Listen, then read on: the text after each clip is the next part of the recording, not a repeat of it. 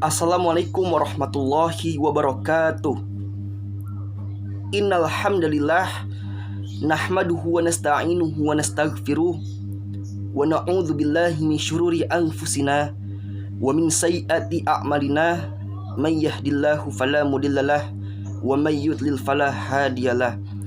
Asyhadu an la ilaha illallah wahdahu la syarikalah wa asyhadu anna Muhammadan abduhu wa rasuluh la nabiyya ba'dah, amma ba'd. Alhamdulillah, puji syukur marilah kita panjatkan kehadirat Allah Subhanahu wa taala yang dimana sampai saat ini kita masih diberikan nikmat kesehatan sehingga kita dapat melaksanakan aktivitas dan kewajiban kita sehari-hari. Untuk mempersingkat waktu, langsung saja pada kali ini saya akan membahas materi mengenai bab gharib, ya. Pada kali ini saya akan membahas materi mengenai bab gharib. Sebelum kita masuk ke materi, kita perlu ketahui bahwa bab gharib itu mengandung 3 macam. Jadi bab gharib itu mengandung 3 macam. Bab gharib mengandung 3 macam. Yang pertama yaitu adalah imalah. Yang pertama adalah imalah, yang kedua adalah ismam, dan yang ketiga adalah naql. Yang pertama adalah imalah, yang kedua adalah ismam, dan yang ketiga adalah naql. Baik, saya akan menjelaskan satu persatu. Yaitu dari yang pertama adalah imalah. Apa itu imalah? Imalah adalah pembacaan huruf hijaiyah pada ayat suci Al-Quran yang dimana sebelumnya berharokat fathah, ya. Sebelumnya berharokat fathah, harokat fathah itu yang di atas letaknya berubah menjadi harokat kasroh, ya, berubah menjadi harokat kasroh yang letaknya di bawah, tetapi dimiringkan kepada huruf e, ya. Saya ulang. Jadi imalah itu adalah pembacaan huruf hijaiyah pada ayat suci Al-Quran yang sebelumnya berharokat fathah atau yang letaknya di atas, harokat fathah letaknya di atas, kemudian berubah menjadi harokat kasrah yang letaknya di bawah dengan dimiringkan ke dalam huruf e. Dan imalah ini hanya terdapat dalam surat Hud ayat 41. Ya, saya bacakan yang berbunyi: A'udzu billahi minasy syaithanir rajim. Bismillahirrahmanirrahim.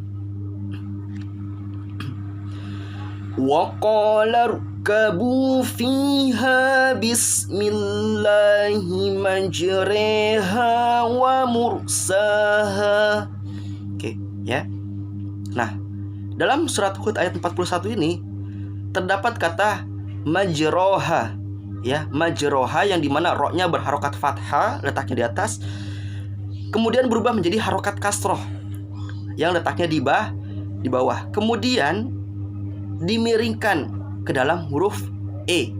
Jadi bacanya bukan majroha tapi majreha, ya, majreha. Roknya berubah menjadi harokat kasroh letaknya di bawah, tetapi dimiringkan ke dalam huruf e menjadi majreha, ya. Jadi bacanya wa qala rkabu fiha bismillahi majreha wa mursaha, ya, bukan majroha tapi majreha, ya. Nah, itu adalah contoh imalah yang terdapat dalam surat Hud ayat 41. Saya ulang sekali lagi. Wa qala rkabu fiha bismillahi majriha wa mursaha. Oke, ya. Asal katanya majroha kemudian menjadi majreha.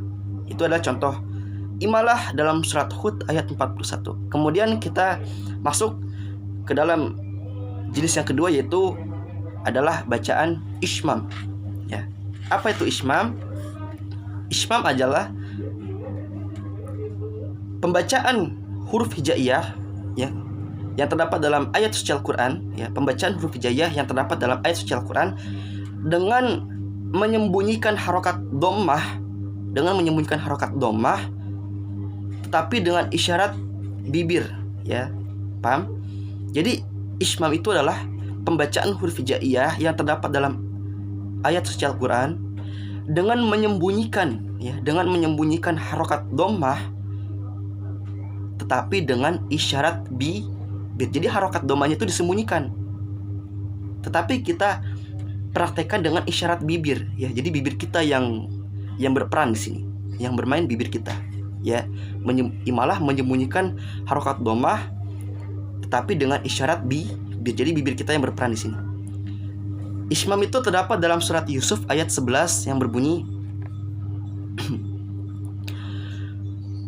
A'udzu billahi minasyaitonir rajim. Bismillahirrahmanirrahim.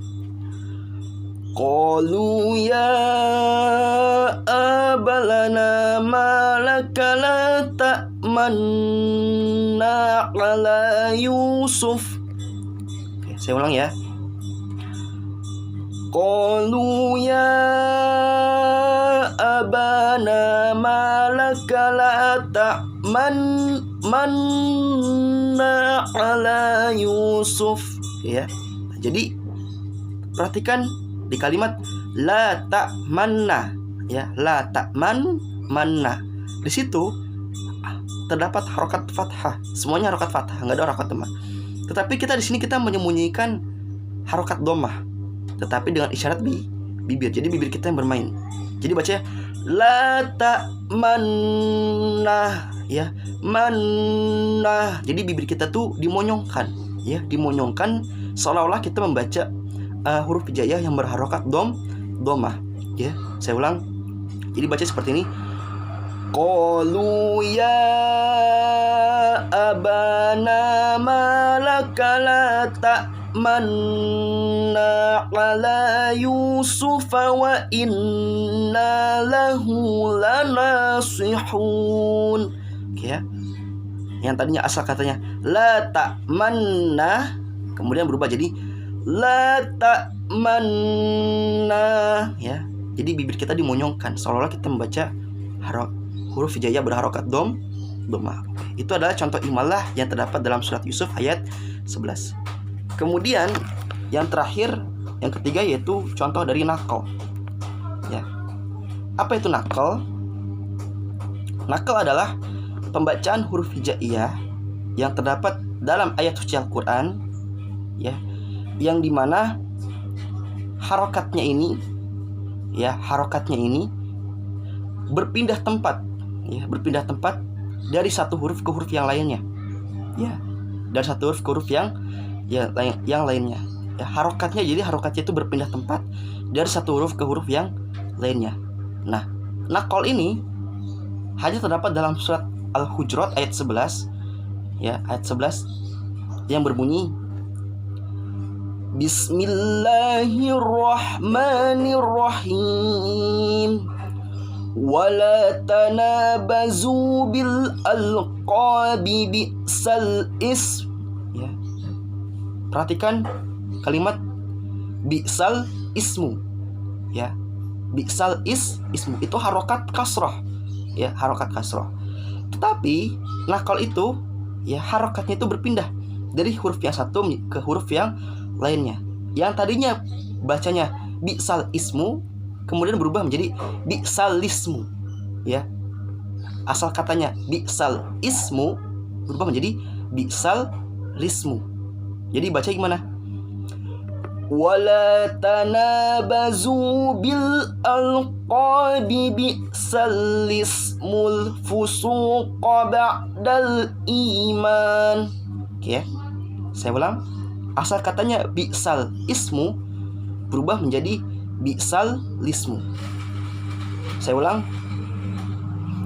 Wala tanabazu bil alqabi bi'sal lismul fusuqu ba'dal iman Wa man lam yatub fa ulaika humuz zalimun. Ya. Jadi istinya berubah dari kata bi'sal ismu berubah menjadi bi'sal lismu. Ya, jadi dia harokatnya tetap sama tapi dia berpindah dari huruf yang satu ke huruf yang lain. Oke. Itu adalah penjelasan dari bab gharib mengenai pengertian dan contoh dari imala, ismam dan nakal. Sekian, billahi taufik wal hidayah. Assalamualaikum warahmatullahi wabarakatuh.